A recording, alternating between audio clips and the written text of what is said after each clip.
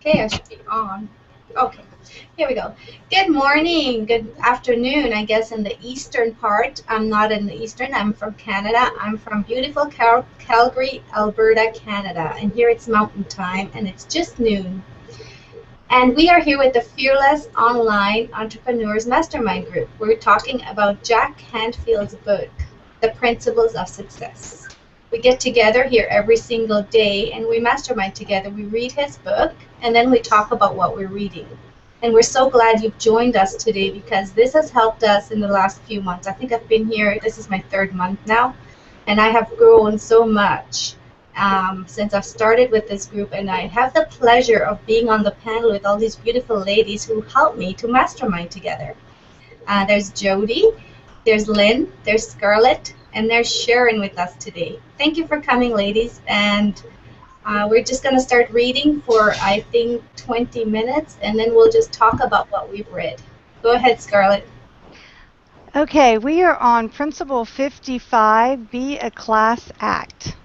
In every society, there are human benchmarks, certain individuals whose behavior becomes a model for everyone else, shining examples that others admire and emulate. We call these individuals class acts. Dan Sullivan, co-founder and president of the Strategic Coach Incorporated. I've already mentioned my friend and colleague Dan Sullivan, the creator of the Strategic Coach program. One of the groups he coaches is for high achievers earning over $1 million a year.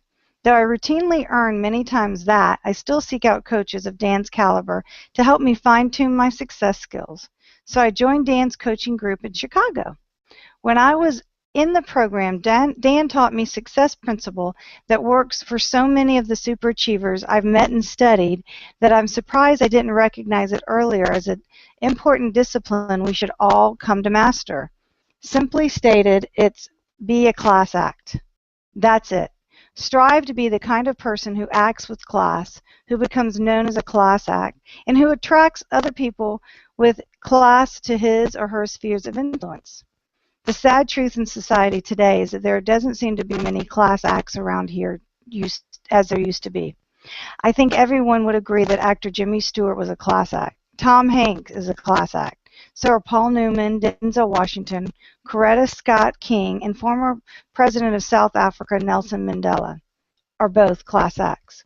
Herb Kelcher, President of Southwest Airlines, is a class act. How can you differentiate yourself as a class act in a world where most people are unconscious and unspecial? The answer is that you have to consciously work to become free from many fears and worries and anxieties that diminish the imaginations and ambitions of the vast majority of people, and operate outside the world of conventionality in a world of expanding awareness, creativity, and accomplishment. Both to do this, you would need a model of class act behavior to guide your own thinking and behavior. Dan has identified the following characteristics of a class act to serve as your guide. Live by your own highest standards. Class acts liberate themselves by establishing personal standards of thinking and behavior that are more demanding and exacting than those of conventional society. They are consciously chosen, established, and applied. Mainly dignity and grace under pressure. Maintain dignity and grace under pressure. There are 3 aspects of this characteristic. The first is imperturbability. Ooh, that's an awful word. Imperturbability in the face of chaos, because you are used to leading yourself by living your own highest standards. You are able to lead others as well. The second is a calmness that gives courage. Your calmness gives others hope that things will be all right. The third quality is certainty. The greatest 20th century example of this characteristic of a class act is Winston Churchill, who in World War II almost single-handedly saved the Western civilization from defeat in the hands of the Nazi Germany by his ability to stay calm and provide confident and courageous leadership that focused the resolve of both British and Americans. Focus and improve the behaviors of others. Because a class act individual is a good role model, other people around them begin thinking and acting at a level that surprises both themselves and others. Someone who best exemplifies the third characteristic of the class act, Larry Bird, the All-Star Hall of Fame basketball player, who on 3 championship teams with the Boston Celtics, to a person, the other players on the team have said they were able to play such a high level only because Larry Bird's example in leadership. Operate from a larger, inclusive perspective. Because class acts are in touch with their own humanity, they have a deeper understanding and compassion for the humanity of others. They feel extremely linked to others, are compassionate about human failures, and are curious in the midst of conflict. Increase the quality of every experience. Class act individuals have the ability to transform seemingly insignificant situations into something enjoyable, meaningful, memorable because of their conscious thinking and actions. They are creators rather than merely consumers, and they consistently enrich the lives of others by introducing greater beauty, significance, uniqueness, and stimulation into every experience. How you're treated at a Four-Season hotel is a good example of this characteristic. Does someone want to pick up? Yes, I will, Scarlett. Okay. Counteract means pettiness and vulgarity. The hallmarks of this characteristic are courtesy, respect, appreciation, gratitude, and generosity of spirit. One of my favorite examples of this characteristic of a class act is Pat Riley, the former coach of the Los Angeles Lakers and the New York Knicks and current coach of the Miami Heat. What makes him a class act in my mind is his grace in the face of loss of the court. When Pat was coaching the Miami Heat in the NBA playoffs against the New York Knicks, he invited the entire opposing team and its coach to his home for a barbecue and personally spoke to each player, congratulating all for a great season and wishing them the best. Though Pat could have been competitive and aggressive, he acted instead in a way that elevated and acknowledged others. That's a class act. Take responsibility for actions and results. Class act individuals are accountable when others hide. They tell the truth about their failures and they transform defeats into progress. Strength, the integrity of all situations. Class act individuals are always establishing and achieving larger goals that require them to constantly grow and develop as well as add increasing value to the world. Expand the meaning of being human. Class act individuals approach everyone, including themselves, uniquely, and as a result constantly find new ways to make life better for themselves and others, and pushing boundaries for themselves. They do the same for others by giving them new freedom to express their uniqueness in the world. Increase the confidence and capabilities of others. Class acts are energy creators rather than energy drainers. Class acts build confidence in themselves by consciously choosing their governing ideas and ideals and creating structure and support the fulfillment of their aspirations and capabilities. These new structures also support others in their full expression by creating environments that encourage great creativity, cooperation, progress, and growth. In giving me the above list, Dan has taught me a lot about what it truly means to be a class act. But more importantly, he's taught me the benefits of being recognized as a class act by others. Does somebody else want to read?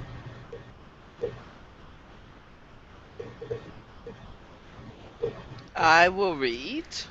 Thank you, Sharon. You're welcome. How to become known as a class act. When people mention the great former UCLA basketball coach John Wooden, they agree that he's a class act. John has become known as a class act because frankly, he acts like one. He takes time to acknowledge others, and he conducts himself with an eye open towards improving and expanding the world. He says to people, "You are special. You count." One of the hardest parts of any coach's job is making the final cut, deciding who makes the team and who doesn't. Most coaches just put up a list of who makes the team on a bulletin board in the gym. You either made it or you didn't, manifesting his deep respect and love for all people. Wooden did it differently. Instead of simply posting a list of names on the wall, Coach Wooden sat down with each player one at a time and told them what other sports at UCLA he felt they could be successful at.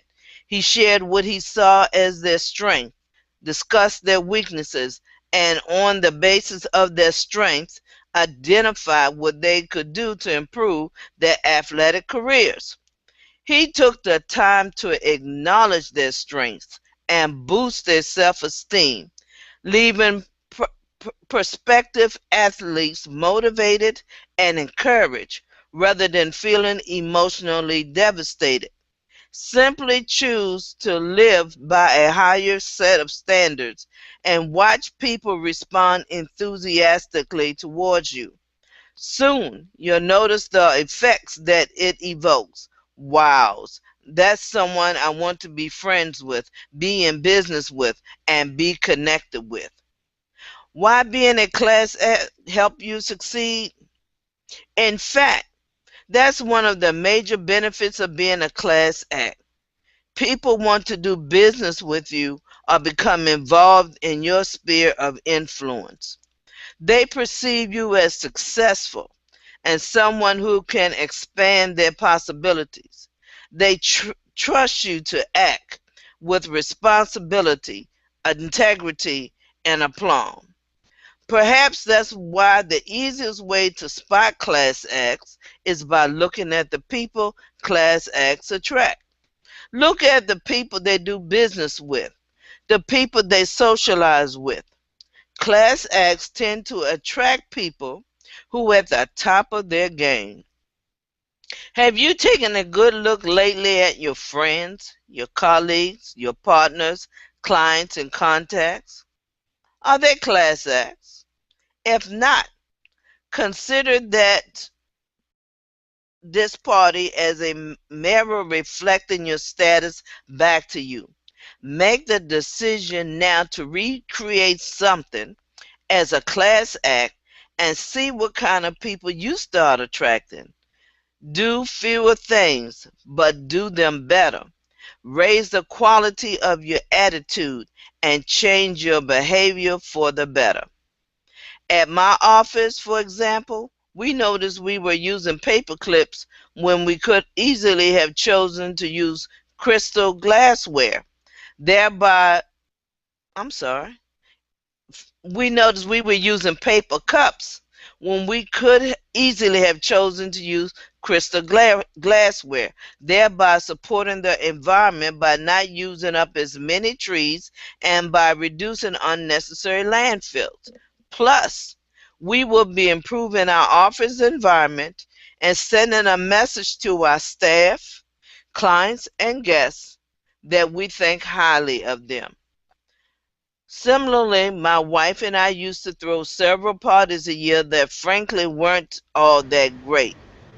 Now we throw one party every year or so, but we created it as an event that nobody can forget. People enjoy gourmet food in an elegant setting with an array of interesting and important guests and entertainment. Everyone feels privileged, esteemed, nurtured, and loved. It is important to me to treat my guests with high regards and value. This is not to say that we will never have pizza and beer out by the pool with our closest friends and family, but when it comes to business and our larger social network, we continually strive to be a class act.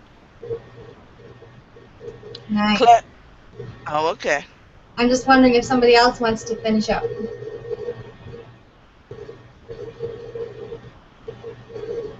If not, I can finish. I'll finish. Thank you. Okay.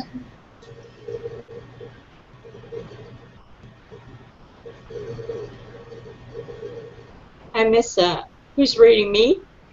Oh, yeah. Did you say I can finish, Lynn? Yeah, Go I just ahead. had to turn my mic back on. Okay, we can hear you. Okay. Class acts teach others to treat them with esteem. Of course, one of the first people you should treat with respect and esteem is yourself. My friend Martin Ruh is a class act. He always dresses well, eats well, and conducts himself at all times with refinement and style. In addition, he treats everyone around him with love, dignity, and respect. Consequently, and by example, he's taught everyone around him to also treat him well, simply because he treats himself and others with such thoughtfulness and care. If you're sloppy, always late, and don't care about how you conduct yourself, you're going to be met with people who treat you in a sloppy, always late, don't care manner. When I know Martin's coming over, what's my first reaction? I make sure we have a good bottle of wine, a nice piece of fresh fish, some simple but exceptional vegetables, and fresh raspberries for dessert, even if they're out of season. And we have to buy the expensive imported ones from New Zealand because that's how Martin has trained me to treat him. If a head of state, the Pope, or the Dalai Lama were coming to visit your home, wouldn't you have the house cleaners in there for a week? Wouldn't you buy the best food? Why don't you do that for yourself? You're just as important. The bottom line is that certain people command a certain level of respect, not only because how they treat others, but more importantly because of how they treat themselves. When you establish a higher level of personal standards, not only do you get better treatment from those around you, but suddenly you also begin attracting others with the same elevated standards. You get invited to places where those standards exist. You get to enjoy the activities that people in the upper echelons enjoy, all by becoming a class act. Wow, that was a good chapter. I'll start out and then you ladies can jump out. I'm actually going to start with the end of it because that jumped out on me when Lynn was reading and she was saying if the Pope or the Queen or whoever there was mentioned would come to your house, would you not have a cleaner house? Would you not have some nice fresh fruit or vegetables and stuff? And actually that's how I was brought up. I was brought up where our house had to be clean. We were starting to be taught, I think when we were 4 or 5, to start making our beds, having the house clean, doing the dishes all the time. And one of the things that my mom and dad always said was, well, if God would come, wouldn't you want this house so nice and clean that he could just sit on the floor? So that kind of stuck with me all my life, and I've tried to teach my kids, well, we have to keep the place tidy. You never know who's going to drop in. And that's just something that I've lived with because my house has to be clean in case some of the friends drop in or a neighbor comes over or something. I want to have a clean house. But it's really interesting and cool how we can teach ourselves and how we're trained from when we're young, and that stays with us. Anybody else want to share? I agree with you on that, Diane, because that's how I was brought up too, that you always kept the house clean, you kept everything in place because you never know who was going to come over to the house. So, you're right. It's how you think about things and what you're taught and how you treat yourself and treat others will determine if you are a class act. Now, some of the things that I highlight, I got to go back, were, let me go back up here. It expand the meaning of human being, class act individual approach everyone, including themselves uniquely as a result of constantly finding new ways to make life better for themselves and others. And I think that is so important too, that you always look for ways to improve yourself and others will also um, hopefully improve on themselves. And it's what you attract. If you attract sloppy people and you are a sloppy person, that's how they're going to treat you. But if you are a neat and clean person and you respect yourself, you have integrity, you meet in deadlines, you're not late coming to meeting, and that's what the type of people you're going to attract to you. So you need to decide if you want to be a person that has a class act, and whatever your act is, that's what you will attract. Absolutely, I so agree. Does anybody else want to share her thoughts? Well, actually, I've got a funny story to do with that. I was raised, sadly, with 3 housekeepers in the house and just kind of thought that every time you put something down, they magically went away. And as an adult, that didn't work well.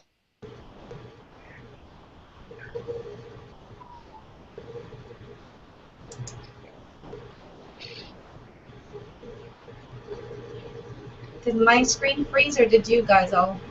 I can't hear you. I can't hear you, Charlotte. Oh, Can't hear Scarlett. We can't hear you. She's like, oh boy. I want to hear the story. yeah.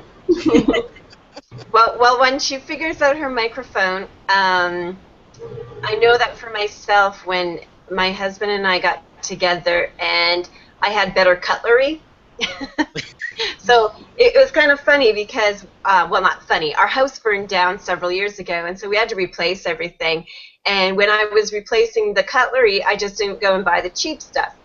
I went to a place that they had them on sale. It was like half price or something, but it was a better quality cutlery. And every time we'd use it, he'd even comment to other people, wow, you know what? I didn't realize the importance of even eating with better cutlery made a difference in how you enjoyed your food. And I kind of liked and related to what he said about having, instead of plastic in their work environment, they switched to a finer glass and stuff like that. So you know what? There are little ways that you can make yourself feel really, really good and those around you just by doing some simple things. You know, put a candle on the table for dinner and all of a sudden your kids behave better. You know, start a bubble bath for your children and let them know that they're special in that way. There's all the little things that you can be a class act to your friends and your family, and the little things do make a difference. Absolutely. Scarlett, are you ready to jump out?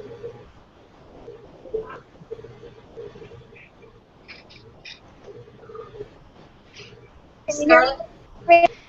Okay, so I'm telling them, and again, I hope my daughter's not watching this. So she wasn't raised. Can you hear me now? My little green light's going on. Can you hear me? Yes, we can hear you. Yes. Okay. So I wasn't until my 40s that I learned how to keep a clean house. That's the honest truth, and that's when I met my second husband. So my daughter's 24 now and has her own home, and I had to take her dogs out like 2 or 3 weeks ago, and I was appalled. And I'm thinking, you know, Jack Canfield's really brought, you know, I always hear how you do one thing is how you do everything. How your closet looks is how your desk looks, is how your business is run.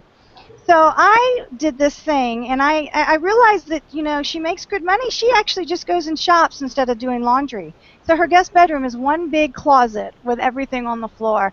And my husband and I went, and we took 10 loads of laundry. I organized them by size, washed them, took them back to her house, and sat there and made her watch me clean them and had to make her listen to Jack Canfield's. How you do one thing is how you do everything, because sadly I defaulted in that area when she was a child. I didn't make her do her laundry. I didn't make her put her things, you know what I mean? I didn't teach her that. So now as a mother of an adult, I'm looking at this going, ooh. So we're working on it. You know, you're never too old to still be taught things by your mom, right? Can you hear me? Yes, that's correct. I love that story. But it's so true. But you know what? It's just so true, just what this is saying. I mean, you know, how your house looks, how you present yourself. You know, my mom used to always say to me, and it's something she instilled in me, and that was, you know, if you're late all the time, that's really somebody who's trying to, you know, it's a, what is the word? I forget now. When somebody's trying to control, passive aggressive way of trying to control the situation, because the world doesn't show up till you get there. And so, you know, that I'm very grateful because I don't have that. But my children have learned that not from me. So that's another thing. So I'm having to reinvent my 24-year-old as she now is in the world working field. And the good news is she's open to watching and learning. But I just hope she doesn't watch this one today. Well, Because, you know, I still want her to be a class act. that's right. And she will learn as she grows too, as she experiences life, right? Yep, yep. Exactly. So hopefully hopefully showed her, and I'm not gonna have to keep doing that. I got her a housekeeper for her birthday for a month, but that's it. After that, she's got to do it on her own. But I love this because it's so true, and I love the part that he talked about the coaching because, as you know, I just had tryouts, and what a great idea, you know, to actually sit down with all the kids that have to retry out in August and show them, you know, things that they can increase instead of just putting that on a, you know, piece of paper on a wall. I love that too. That really spoke to me. Yeah. Something that jumped out on me too was that you have to treat yourself special as well. It's not just the people around you or your family or your friends or your kids or your spouses. It's when you treat yourself special where the specialness comes out in other people as well. Because if you're unique with yourself and you take care of yourself and you have higher standards for yourself, it kind of rubs off on the people around you. And you also do it for your friends and your coworkers. Absolutely, Diane. Absolutely. I love Scarlett's story. The one thing that from all of this that when I was working out in a corporate world, and the one thing that I used to do was, people would used to be afraid to come into the office when you close the door because they always knew when they thought they were going to be in trouble. But I did that whether it was good or bad. So when I called them into the office and I closed the door, they didn't say, "Oh my gosh, what is Miss Sutherland going to talk to me about now?" It was, okay, is this going to be a good talk or a bad talk? But see, I used to praise them in private as well as in the public, because you never discipline in public. You always do it in private. So when I used to talk to them, they never knew what it was going to be about, good or bad. And then after I talked to them, and especially if it was good, then when I had my weekly meetings with my team, I would praise them, but they already knew about it ahead of time. And then I also would talk to them about different areas that they needed to improve on if they wanted to get a higher rating for, when salary adjustments and all of that stuff came around. So, and then when I left, everybody was upset about how they got treated because they said Miss Sutherland wouldn't allow that. But, it was nice to know that I was appreciated when I was there. And as soon as I left and couldn't come back anymore, my number one problem child was the first person who called me. So, it is how you present yourself, is how you conduct business, is how you interact with your team. I never called them employees because employees to me are over there. A team works together for the common good of the group. So I always talked about team because there's no I in team. Yeah. Absolutely, I so agree with you. Actually, as you were talking, I was thinking I used to train people on serving on the till, on the cash register, and I remember these young kids, these 14, 15-year-olds coming in, and I always thought, I don't want to be this guru, this big geek person who's towering over them and trying to control them. So I always kind of chatted and started asking them questions, and I fit right in with them. And that's, I think, what they liked. They asked for me to train them because I didn't treat them like I was the adult and they were the child and stuff. So, Len, did you want to share anything? Yeah, I've been taught to be a class act from my grandmother all the way up through to my mom and to certain friends, but I've always experienced a lot of jealousy, the whole opposite side of it. Has anybody experienced that before? Sharon is shaking her head, yes. Because I've always been a class act. I'll give you an example. It was my birthday this year, our anniversary, and Father's Day all on the same day. My children come over. I have a daughter that doesn't have much money, but she got me a little thing of pearls. And she made her dad something with sand and shells from the beach we had in Daytona, which means she put thought into it. The ones that do have the means handed me a card, a talking balloon, and a $20 gift card, which I'm very thankful for. However, I do not eat sugar. I have not eaten sugar since my weight loss surgery in 2001. So they brought over sugar desserts. So I sat there and ate a sugar-free popsicle out of my refrigerator and drank a Diet Pepper. And it just hurt me. And my daughter says, "Didn't you think about Mom?" And my son goes, "Oh, I forgot." And, I just sometimes see the opposite in my children. They're totally opposite of what I taught them. And it drives me insane. Because I know they were taught one way, yet I see the opposite. The clothes all over the place, the house all messed up, and all that good stuff.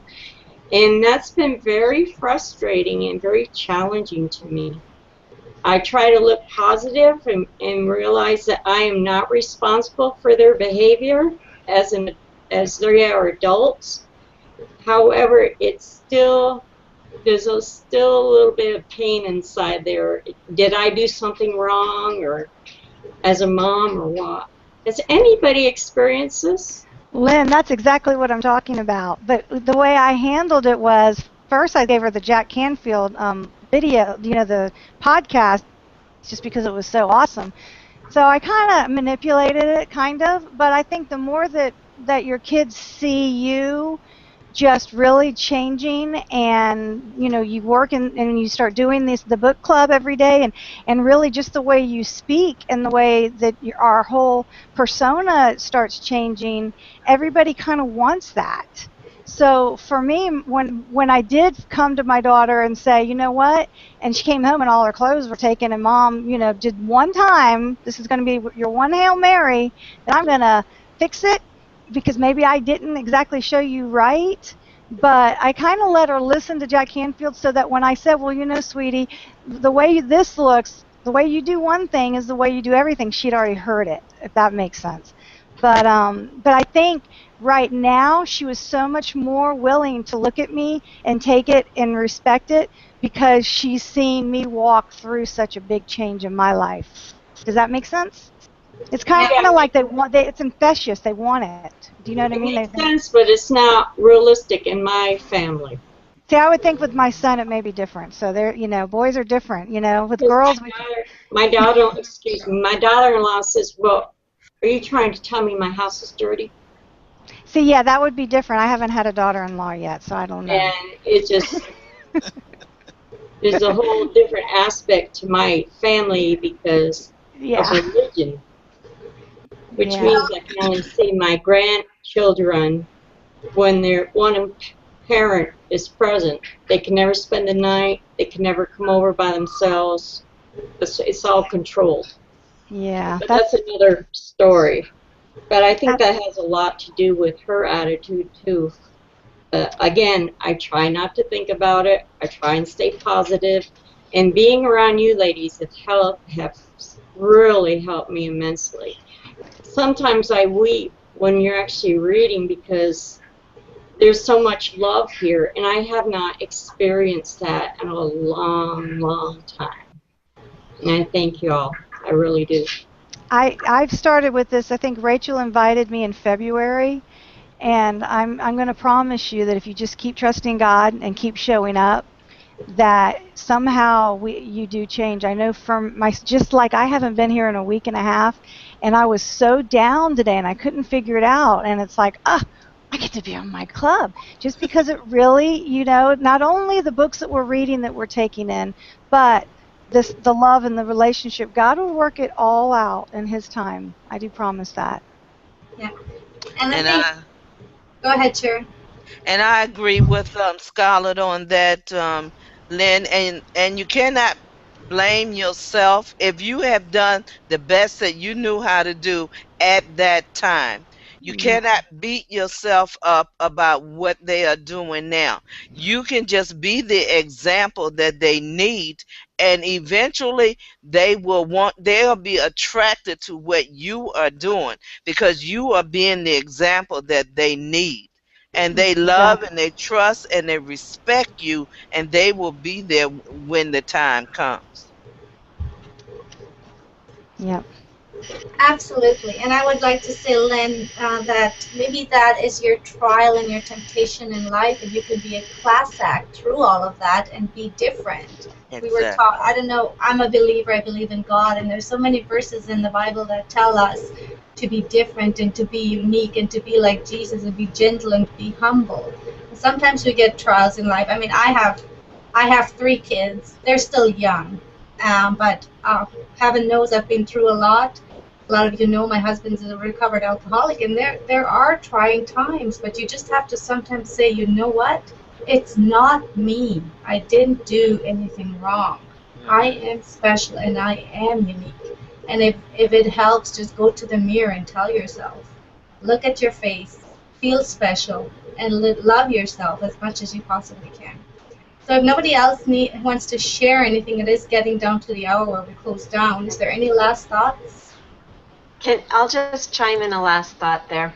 Yes. The first time that I led a group of ladies in, it was a teaching group, and it was face to face. It wasn't like a seminar or anything like that. And one of the handouts that I had them do was just to write out 10 things that they loved about themselves. And you know what? People were stumped.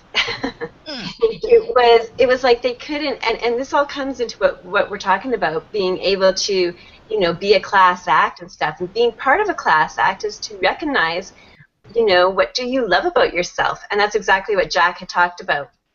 That the first person that you need to be impressed upon is yourself.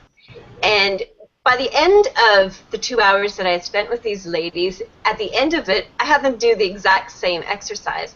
And it was amazing how quickly people then were jotting down things that they really, really do love about themselves that they could share with other people. That's your gift to the world. Your gift is to share who you are so that others may learn and grow and follow you in your class act. Wow. That was great. That was awesome.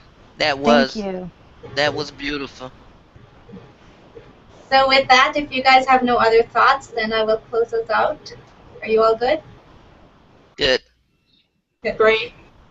Okay, so we're with the Fearless Online Entrepreneurs Mastermind Group. If you have any questions at all about anything that you're struggling with, we mastermind together every single day. At this point, for the summer hours, we are 2 o'clock in the afternoon Eastern Standard Time, and we would love for you to come join us. We still have room on our panel if you're one of those people who needs to come out and join us on the panel. You have something to offer. All of us have something to offer. We're all unique in our own special ways, and we all have something to offer each other. We've grown a lot here on this group. I know I have. The ladies have shared how they have grown. And if you're looking for the Jack Cainfield book, you can contact one of us, or you can go to our page, the Fearless Online Entrepreneurs. We have a blog there, and we have all the information and the videos on there for you to watch on a continuous basis. So with that being said, we will close out for today. It was so special having you here today, and it was a special panel today. Thank you all, ladies, and thank you. We appreciate you all, and we will see you tomorrow at the same time.